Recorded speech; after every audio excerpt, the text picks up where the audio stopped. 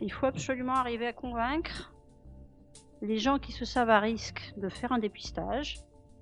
C'est pas dangereux, si ça va permettre d'avoir accès à un traitement et ça permettra comme ça de vivre en bonne santé.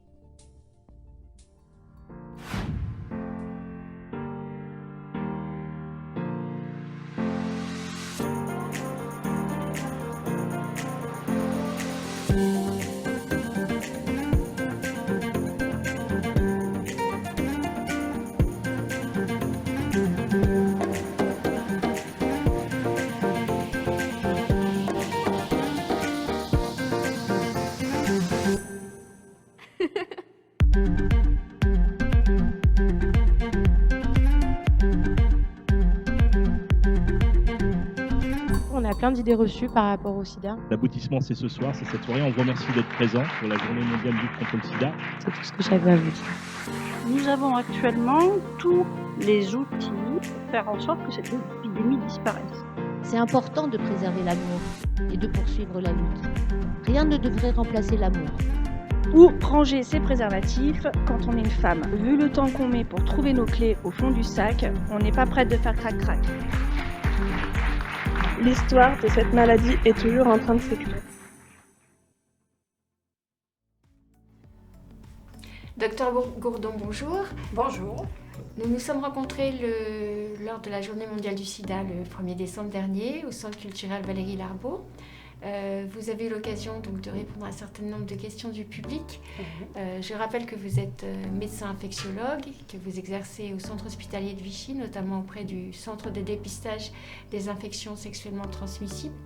Donc Aymeric et moi, on aurait souhaité revenir avec vous sur un certain nombre de questions que vous n'avez peut-être pas eu le temps d'approfondir suffisamment notamment. Alors, est-ce que vous pouvez nous rappeler comment et où faire un dépistage ? Alors vous avez beaucoup de moyens proposés pour les dépistages des infections sexuellement transmissibles. Vous avez les moyens qui sont dans le cadre médical auprès de son médecin traitant, auprès d'un centre de dépistage anonyme et gratuit qui sont parfois soit au sein d'une structure hospitalière, soit dans des structures autres à l'extérieur de l'hôpital. Ces centres-là proposent des dépistages qui couvrent normalement l'ensemble des infections sexuellement transmissibles.